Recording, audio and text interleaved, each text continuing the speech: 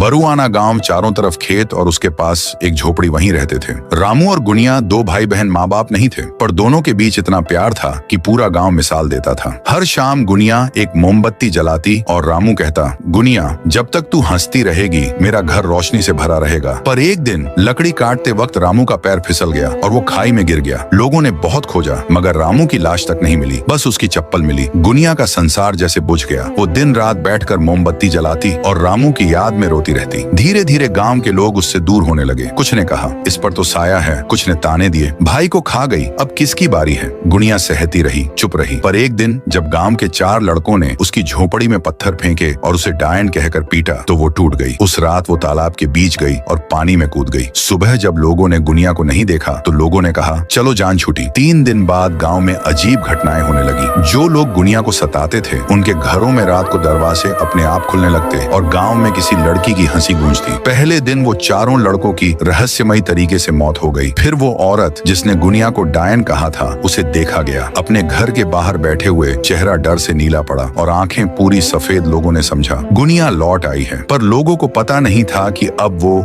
वही गुनिया नहीं रही। अब वो आत्मा बन चुकी थी जो अपने हर जुल्म का हिसाब लेने आई थी। रातों को गुनिया की झोपड़ी के पास अपने आप मोमबत्ती जलती मिलती। जो भी उस मोमबत्ती को बुझाने की कोशिश करता, मोमबत्ती तो नहीं बुझती लेकिन सुबह तक उसकी सांस बुझ जाती। गांव में आतंक फैल गया। हर रात किसी न किसी की मौत हो जाती थी, जिससे हर कोई डर में जीने लगा। पर एक रात कुछ बदल गया। आसमान में बिजली गिरी और एक साया नीचे की तरफ आया और तभी किसी ने देखा कि ये रामू की आत्मा थी। रामू की आत्मा पहली बार लौट आई थी। उसने गुनिया से कहा, गुनिया बदला खत्म कर दे, अब सब माफ कर दे। गुनिया की आंखों में आंसू थे पर चेहरा क्रोध से जल रहा था। भैया इन्होंने मुझे ताने मारे, मुझे डायन कहकर पीटा और मुझे आत्महत्या करने पर मजबूर किया। अगर तू बदला लेती रही तो तू मुझसे कभी नहीं मिल पाएगी। गुनिया धीरे धीरे शांत हुई। ये देखकर गांव वालों ने भी अपनी गलती पर माफी मांगी। उसके बाद आसपास की हवा ठंडी होने लगी और तब रामू ने गांव वालों से कहा, अगर कभी भी तुम्हें हमारी जरूरत पड़े तो हमें बुलाना। तब से गांव रामू और गुनिया की याद में अमावस्या के दिन हर घर में एक मोमबत्ती जलाते हैं।